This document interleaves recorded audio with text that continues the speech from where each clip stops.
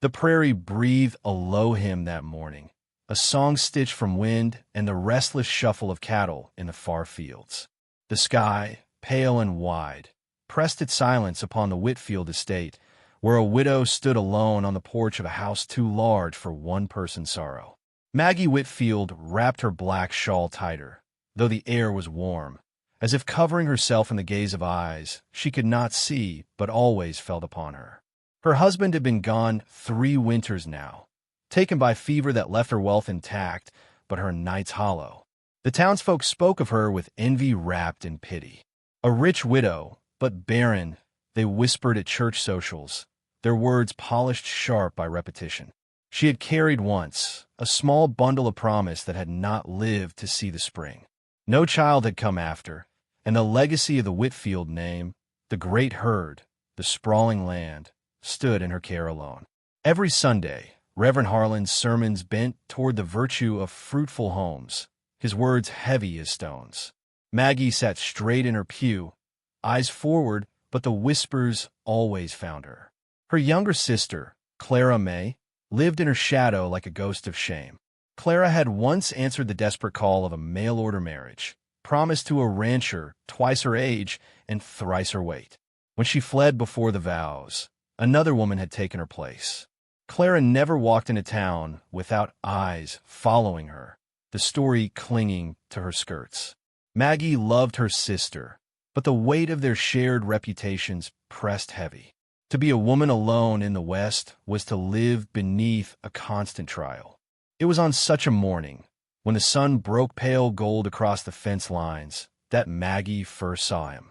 At the far edge of her land, a giant of a man bent over a splintered post, his hands steady, his movements quiet as though he belonged to the earth itself. She froze, her breath hitching. Broad shoulders, skin bronzed deep by wind and sun, hair tied back in a rough knot.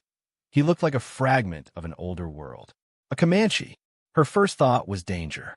The town still told stories of raids, of stolen cattle and burned homesteads, though such tales were more memory than present truth. She considered calling for one of the ranch hands, but something in the man's bearing stilled her. He worked without hurry, without audience, his great hands guiding the wood into place, as if mending it was a prayer. She walked closer, boots pressing into the dry grass. He straightened when her shadow reached him. Towering over her, though, he said nothing. His eyes, dark as turned earth, studied her without flinching. "You've no right on this land," she said, her voice firmer than she felt. His chest rose and fell. At last he spoke, the words rough but steady. Fence was broken. Cattle could wander. Her breath caught at the plainness of it. "And why should that concern you?" He lowered his gaze, not in weakness, but in a strange, deliberate humility. "Let me stay. I'll work. Feed me if you can spare it." She hesitated, scanning his face for deceit. His features were strong, cut from hardship, yet his voice carried no demand, only the quiet edge of a man who had known hunger. That evening, the sheriff came up the lane, his horse kicking dust. Abner Cole, dismounted with the authority of a man who believed he owned every soul within 10 miles. "I hear you've got a stranger out here," he said, spitting into the dirt. "A Comanche, no less." Maggie folded her arms, unwilling to grant him the satisfaction of worry. "A man mended my fence. That's all. That's enough," Abner snapped. "Widow like you ought to mind your reputation. Folks see a heathen hanging around, they'll start talking. They always do." The warning lodged in her chest, but she merely nodded. He left, muttering promises of keeping an eye on her land. She should have told the stranger to leave. She told herself this again and again as dusk spread blue across the fields. Yet when she stepped outside, she found the woodpile neatly stacked high, the reins of her husband's old saddle mended, a bucket of fresh water drawn and waiting by the door. The man sat near the barn, sharpening a tool with quiet patience. "You've done more in a day than my hired hands in a week," she said without warmth. He lifted his gaze, but did not smile. "Work keeps me." They shared supper in silence, the candle flame dancing between them.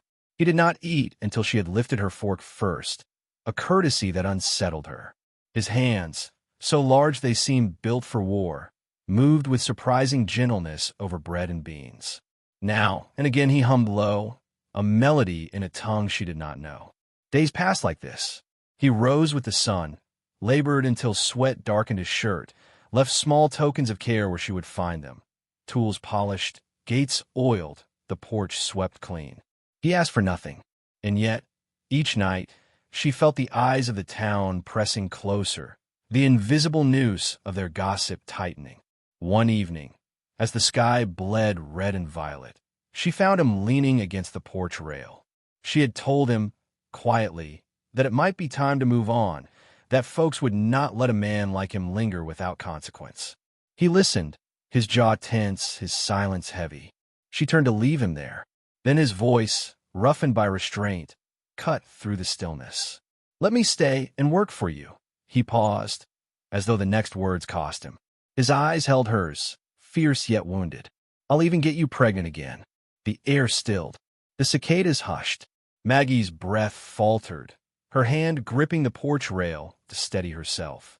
The words were not crude, not lustful. They were a plea, laid bare with rawness that made her chest ache. She looked into his face, into those dark eyes that carried both shame and stubborn hope, and in that suspended moment, the world seemed to tilt. Maggie did not answer at once. The words lingered like smoke between them, heavy and bewildering. He had not spoken them as a boast, but as a broken man's offering, raw and unpolished. She felt them strike her deepest wound, the hollow cradle of her body, the unspoken shame the town never let her forget. She stepped back, her throat tightening, and the porch lantern trembled in her hand. He said nothing more, only lowered his gaze, as if ashamed of speaking at all. The next day, she moved through her chores with a restless unease. His presence filled the air even when she could not see him. She found wildflowers tucked in a chipped cup on the kitchen sill. Later, by the barn, he paused when she approached, his great frame shadowed against the timber, and asked for no forgiveness, only bent his head and worked on. Maggie told herself to send him away before the town's judgment grew sharper. But each hour, she found her heart stubbornly resisting. By week's end, gossip had indeed slipped its leash. Clara May came rushing from town with wide eyes and flushed cheeks. "They're saying you've taken him into your house," she whispered, wringing her hands. That she could not finish. Maggie pressed her sister's trembling fingers still, though her own stomach knotted. She had known this would come. Reverend Harlan's sermon that Sunday struck like a lash. He thundered of temptations in widows' garments, and heathens nesting where they do not belong. Every eye turned toward her pew, and Maggie held herself straight though her insides quaked. That evening she confronted the man beneath the fading light. "Why would you say such a thing to me?"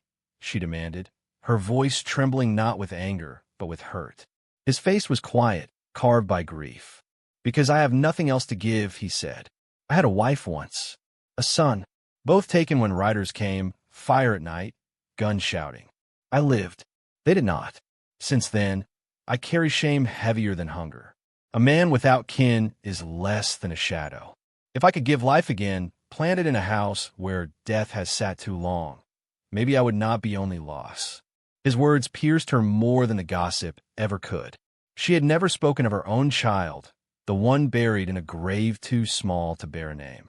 Now, in his eyes, she saw that same wound mirrored back at her.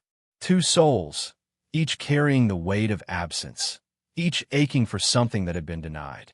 She did not speak of it, but when she turned from him, her throat burned with unwept tears. After that night, their silence softened. She found herself lingering to watch the way he lifted broken beams, how carefully he guided a lame calf back to its mother. He left wildflowers.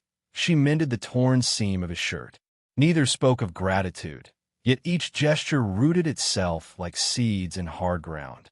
When the branding season came, Maggie insisted on working beside the ranch hands. The sun beat merciless, and she pushed her body beyond reason. At midday, she collapsed into the dust, her vision blackening. She woke beneath the shade of the cottonwoods, his arms still around her, his brow furrowed as he cooled her face with water. She could not remember when last anyone had held her with such care. But the town's patience frayed. One evening, hooves thundered up the lane. Sheriff Abner arrived with men behind him, lanterns swaying, faces sharp with scorn. Clara May, pale and weeping, trailed behind, drawn to witness the storm. "Enough, Maggie," Abner called out, dismounting with deliberate weight. "You've let this go on too long. The town won't have it. You're tarnishing Whitfield's name, letting a savage roost here. Either he leaves tonight, or you'll find your place among outcasts." The crowd murmured agreement, words cutting deeper than knives. Maggie's breath came quick, but before she could answer, the giant stepped forward into the lantern light. He did not raise his fists. His voice, deep and even, fell over them like distant thunder. "You call me heathen, yet I mend what is broken. I carry wood so the fire warms. I guard her gates when you come only to judge. I have lost more than you know, but I do not run. If you drive me out, this house will stand hollow again." The men shifted uneasily, but their eyes turned to Maggie. In that moment, the choice lay bare before her: retreat into the safety of silence or stand in the blaze of gossip's fire. Her heart pounded so fiercely she feared it might shatter her ribs. Then she stepped to his side, her shawl sliding from her shoulders, her voice trembling but resolute. "This is my land, my house, and who stays within it is mine to decide. You have no claim over me." The sheriff's face darkened, but the crowd, seeing her unflinching stance beside the man they feared, faltered. Some muttered, some turned their lanterns away. One by one, they mounted their horses and melted into the night, leaving only silence and the chirr of crickets. Clara May, still pale, whispered Maggie's name. But Maggie only shook her head and watched as the last light of judgment disappeared down the road. The night wrapped around them. She could feel his presence at her side, steady as the earth beneath her feet. Neither spoke. The silence was thick with all that had been risked, all that remained unsaid. The stars hung low, bright as promises yet to be tested. Maggie lifted her gaze to him. This man the town called stranger, heathen, threat. In his dark eyes she saw not only loss, but also the faint glimmer of something unbroken, something waiting. For the first time in years, the hollowness inside her shifted, not filled but stirred awake. She did not reach for his hand. She did not need to. The choice had already been made in the act of standing beside him. And as the cool night wind swept across the prairie, Maggie knew her house would never stand hollow again.